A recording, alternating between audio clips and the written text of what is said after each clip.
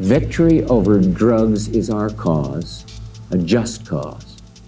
And with your help, we are going to win. On the 20th of December 1989, the United States launched its biggest military operation since the end of the Vietnam War.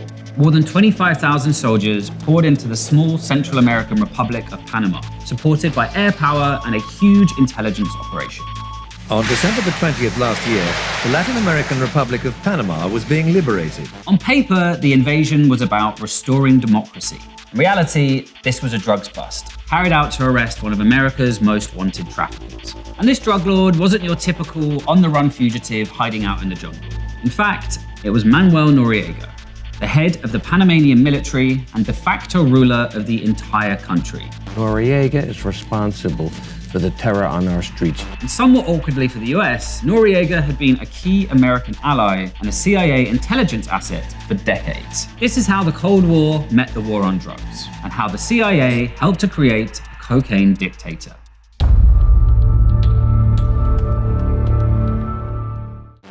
Panama is a relatively small country, and there's no particular reason why it should be considered a vital strategic interest to the US military, apart from one thing: the Panama Canal.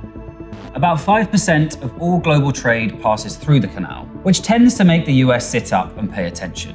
Throughout the 20th century, America ran the canal directly through a series of military bases here, here, and here. The United States is deeply engaged in the anti-communist struggle in the competition with the Soviet Union. The United States was concerned that the Soviet Union was making a play for Latin America. Panama was a key player on the side of the United States. Manuel Noriega first came to work for the CIA all the way back in 1955. By the mid-1960s, he was receiving specialist training in intelligence and psychological warfare at the infamous School of the Americas, where the US military trained many of Latin America's most prolific human rights abusers.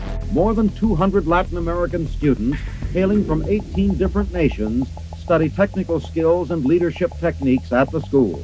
After a coup in 1968, Noriega rose to become head of military intelligence. And this is when his career, both as a CIA spy and a drug trafficker, began to take off, with Noriega using his position to provide protection to drug shipments from South America. Essentially, he's taking money from drug traffickers to help them out. But at the same time, he's cooperating with the CIA, with military intelligence. He becomes more useful to the CIA and to the DIA, to military intelligence. Perhaps the most controversial question surrounding Noriega's involvement with US intelligence is how much the CIA knew about his drug trafficking, and either chose to ignore it or actively protect him. This is particularly relevant to future President George H.W. Bush, who in the mid-1970s was head of the CIA. His drug trafficking was not a mystery to the CIA. The CIA was working with many people in Central America in this period who were involved in drug trafficking. The same people who were transporting guns on our behalf, in many cases, were also transporting cocaine. George Bush, in 1976, is head of the CIA. Noriega actually goes to meet with Bush in Washington around this period. Noriega's involvement in drugs was serious enough that as early as 1972, the Nixon White House actually considered assassinating him. But he was considered so essential by the CIA and the Pentagon that the plan was never carried out. And awkwardly enough for George Bush's later claims of ignorance, in 1976, the CIA actually put Noriega on a regular annual salary that eventually rose to over $200,000 a year, the head of the CIA at the time being George Bush. Then, in 1983, Noriega took full control as de facto dictator of Panama. Noriega went straight into business with the rising Colombian cartels, giving them landing strips for their cocaine shipments at upwards of $100,000 per flight. Did drugs get transported in his aircraft through this deal that you arranged? We set up a deal that ended up in a drug shipment. When Pablo Escobar murdered the Colombian Minister of Justice in 1984 and had to go on the run, it was Noriega's Panama that offered him shelter. At the same time, Noriega was keeping up his contacts with the American intelligence agencies. Any drug trafficker who didn't pay could be reported to the DEA, effectively making them the muscle of Noriega's narco protection racket. And Noriega wasn't just cashing in on the cocaine flowing north to the US. For decades, America had encouraged Panama to resist communism by becoming the Switzerland of Central America, establishing a strong banking sector with extremely strict privacy laws. This, of course, was very handy for drug cartels needing to launder money, and plane loads of cash began flying in from Miami, with Noriega providing protection until the money could disappear into the opaque Panamanian banking system. The drug underworld is swimming in a sea of money that filters back into the legitimate economy. The real money starts pouring in. The cartels in Colombia are now very active. Drug trafficking is going out of control. Billions of dollars are being produced by the cartels, and Noriega is offered a chunk of that. Noriega was able to keep getting away with all this throughout almost the entire 1980s, partially because the Reagan administration was supporting right-wing rebels known as the Contras, as they fought a bloody civil war in Nicaragua. Congress had made supporting the Contras illegal, so this all had to be done off the books. And that's where Noriega came in. He was providing intelligence, that's number one. Number two was arms shipments.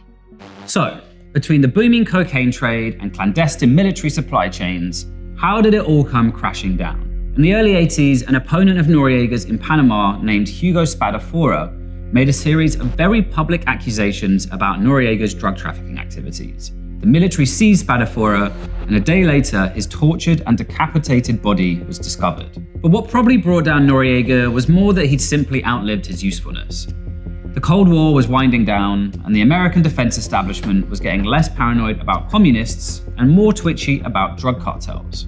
If we can't take Noriega on with the power that we have in the area, how are we going to deal with the drug lords in Mexico, in Colombia, in Bolivia, and when are we really going to take on that war?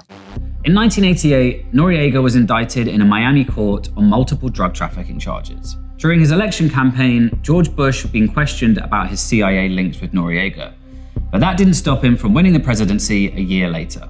I mean, anybody who sits there and does nothing and says he didn't know that Noriega was doing drugs and running drugs and is a suspected murderer, in my judgment, doesn't have what it takes to lead this country. In his first TV address as president, Bush held up a bag of crack and declared a major escalation in the war on drugs, claiming it was a just cause. Victory over drugs is our cause, a just cause.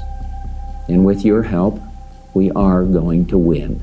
In a not overly subtle reference to Bush's drug policy speech, the invasion was called Operation Just Cause. Noriega was the intelligence hub in Central America. He knew where the bodies were buried on all sides. He knows what the CIA is doing and all of the dirty work that we are participating in.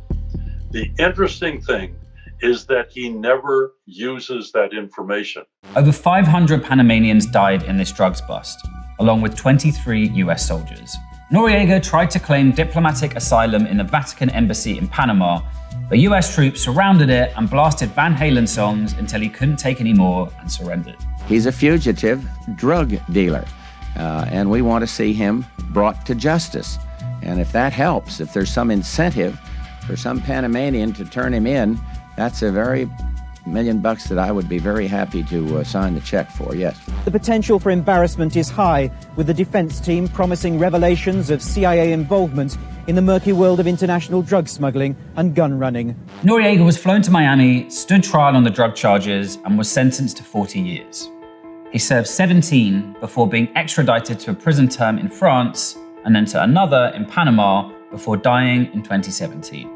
For all the bullets fired, people killed, and billions spent on the war on drugs since Noriega was sent to prison, the drug trade has only increased, and the people who run it have only got richer. We'd like to congratulate drugs for winning the war on drugs.